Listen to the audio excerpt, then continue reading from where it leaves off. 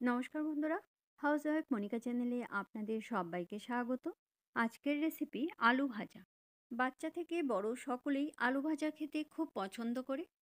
আলু ভাজা আমরা বিভিন্নভাবে রান্না করে থাকি, তবে আমি কিভাবে সম্পূর্ণ নিরামিষ পদ্ধতিতে কালো জিরে ফোড়ন দিয়ে আলু ভাজা বানিয়ে থাকি, যেটা ভাত বা রুটির সঙ্গে খেতে খুবই ভালো লাগে।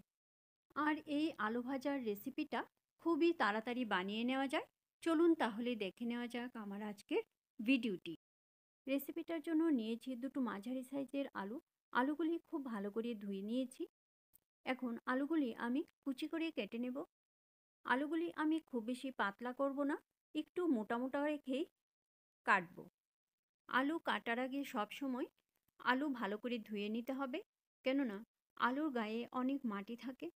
এইভাবে আলু কেটে সবসময় জলে ফেলে দিতে হয়, তাহলে আলুর কষটা বেরিয়ে যাবে আর আলুর মধ্যে একটা কালচে ভাব আসবে না।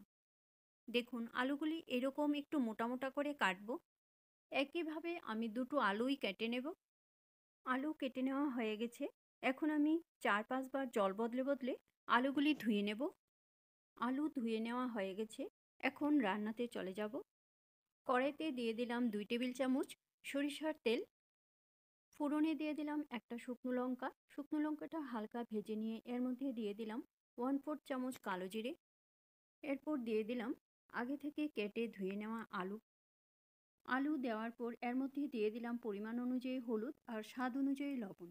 এখন ভালো করে নেড়ে লবণ আর হলুদ মিশিয়ে দেব। আর এই পর্যায়ে চুলার ফ্লেমটা লো টু মিডিয়ামে রাখবো। লবণ আর হলুদ আলুর সঙ্গে খুব ভালো করে মিশিয়ে দেওয়ার পর এখন ঢাকা দিয়ে দেব আর চুলার ফ্লেমটা লোতে করে দেব। লো ফ্লেমে 2 মিনিট ঢেকে রাখার পর এখন ঢাকনা সরিয়ে আবার ভালো করে নেড়ে মিশিয়ে দেব আর চেক করে নেব কতটুকু সেদ্ধ হয়েছে। দেখুন একদম ঠিকঠাকভাবে সেদ্ধ হয়ে গেছে, এর চেয়ে বেশি সেদ্ধ করার আর কোনো প্রয়োজন নেই। এখন চুলার ফ্লেমটা লোতে রেখে আস্তে আস্তে এইভাবে নেড়ে ভেজে নেব আর এদিকে আলুগুলিও যেটুকু সেদ্ধ হওয়ার বাকি আছে ওইটা হয়ে যাবে। আর ঢাকার কোনো প্রয়োজন নেই। এখন এভাবে একটু পরপর নেড়ে দিতে হবে। আর এদিকে খেয়াল রাখতে হবে আলুগুলি যেন ভেঙে না যায়। এর মধ্যে আমি দিয়ে দিয়েছি দুটো চেরা কাঁচা লঙ্কা। খানিকক্ষণ পরপর এভাবে নাড়তে নাড়তে দেখা যাবে আলুগুলি একটু ভাজা হয়ে আসছে আর একটু লাল লাল ভাবও চলে আসছে। দেখুন অনেকটাই ভাজা হয়ে গেছে, তবে আরও ভাজতে হবে। খানিকক্ষণ পরপর এইভাবে নাড়তে নাড়তে যখন দেখা যাবে যে এর মধ্যে একটা লাল লাল ভাব চলে এসেছে, তখনই বুঝতে হবে আলুগুলি ভাজা হয়ে গেছে।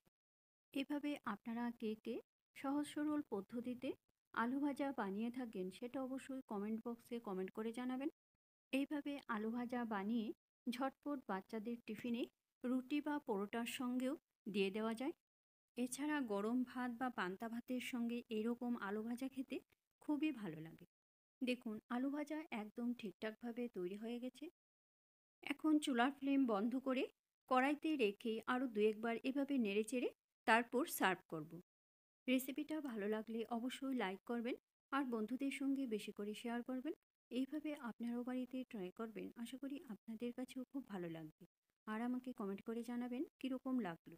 আমার চ্যানেলে নতুন দর্শক বন্ধু হয়ে থাকলে চ্যানেলটা সাবস্ক্রাইব করে আমার পাশে থাকবেন আর বেল আইকনটা অবশ্যই প্রেস করে দেবেন, কেননা আমি চ্যানেলে নতুন কোনো রেসিপি দিলে রেসিপিটা আপনাদের কাছে খুব তাড়াতাড়ি পৌঁছে যাবে।